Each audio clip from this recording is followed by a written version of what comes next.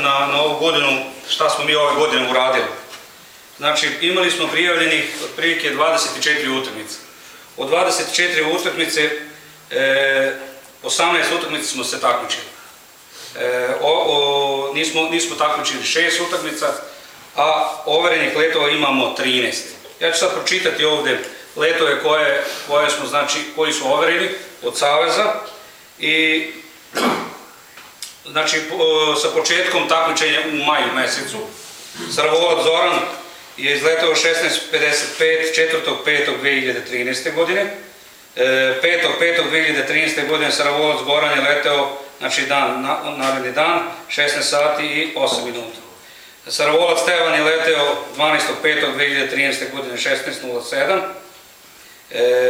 Saravolac Zoran je leteo 18.5. 18.29.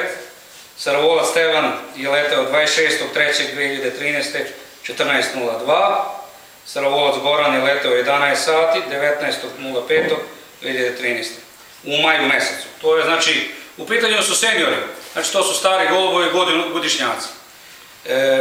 Da bude malo jasnije, jer ima neki koji nisu upućeni baš u ovo. U junu mesecu Saravolac Zoran pravi 18.26, 1.6.2013. Saravolac Goran 17.20 pravi odmah naredni dan, 2.6.2013. Saravolac Zoran za najduži dan ovom day leti 10 sati i 30 minuta, 15.6. i Saravolac Goran leti 16.6.2013. godine.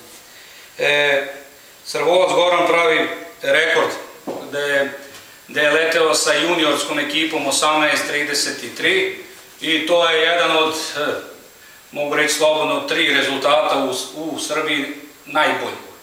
Znači najbolje 3 rezultata koja postoje u Srbiji, mislim da je gospodin Vojislav Vešović drži 18.45, Lenec Bela je 18.40 i Goranu rezultat 18.33. Tako da Goranu ovo je za Bašaid i za naše udruženje jedan od stvarno prelepih novosti za ovu godinu i za ovaj naš sport i za ovaj naš klub. Što mi je jako drago, imamo 2 nova člana koje su ovu godinu leteli, po meni jako dobro. Osvrnut ću se na Almaši Đuru koji je isto ovdje čovjek. On je leteo sa juniorskom ekipom, leteo je 13 sati i 30 minuta 8.9.2013. godine i Gucu Ligor koji je leteo za kup Stanka Ilića 8 sati i 15 minuta 7.7.2013. Znači to su naši rezultati za ovu godinu, šta smo mi odradili i čime možemo da se pohvalimo i da to je otprilike naša dika i za ovo naše selo. To je otprilike to. Sad bi da uručim trofej Saravolac Goranu za ovaj rezultat 18 sati 33 minuta. Goran, čestitam.